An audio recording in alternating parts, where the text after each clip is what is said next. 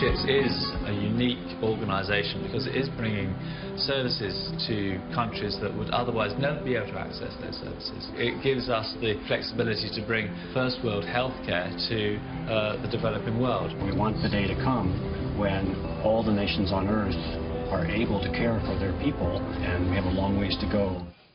Mercy Ships brings first world health care to the less developed countries, all free of charge. And Fox News' Dana Perino just came back from her second trip with the organization, visiting the Mercy Ship in West Africa. That's right. And Dana joins us right now, along with volunteer global surgeon for Mercy Ships, Dr. Mark Schreim, who just returned from his 11th month-long tour on the ship. Good morning to you, Doctor. Good morning. Thanks for having me. So, how did you find out about Mercy Ships?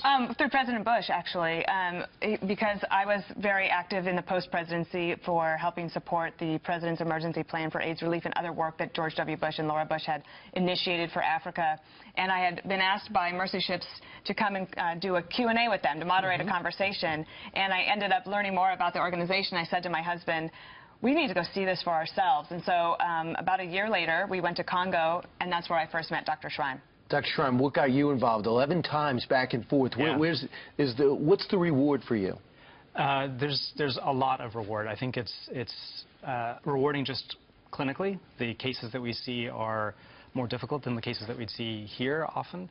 But there's a reward to being able to use the skills that you've trained, 15, 20 years to use in the service of people who wouldn't have What is your otherwise. specialty? When you're over somewhere, Yeah. what are you helping the people with? So I do head and neck tumors. Any tumors that you get above your collarbone, those are mine. And it's very specialized, so it's like the people of these underdeveloped countries have no options there, right? Yeah, we see a lot of large tumors, not because they're particularly different in these countries, but because there's just no access to getting these tumors removed as they'd be removed here when they were smaller. Are most of them benign? Most of them are benign, yeah. And the sad thing is that they, you can end up being sort of ostracized from your village or maybe unable to get to work. Yeah. I mean, some of these tumors, they grow sort of around here and they get to be really large.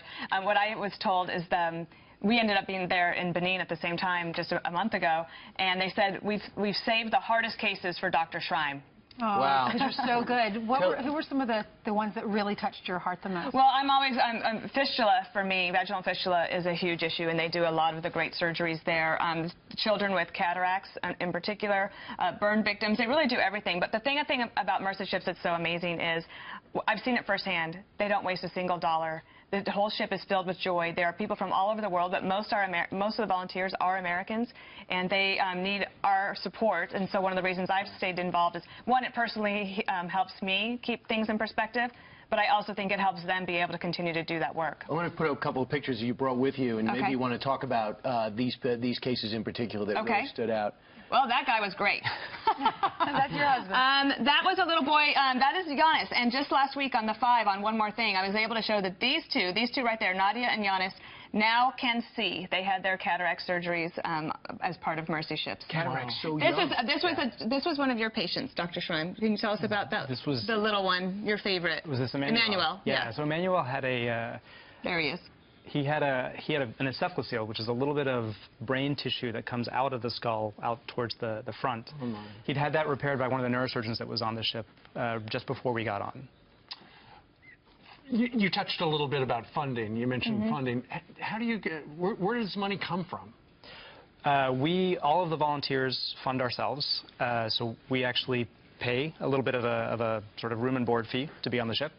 There's funding for the ship from philanthropic organizations, from people who believe in the mission, and in general, this problem of surgery in low-income countries is a big one, and is one that's going to take a lot of work and funding to fix. So if people are watching, can they help?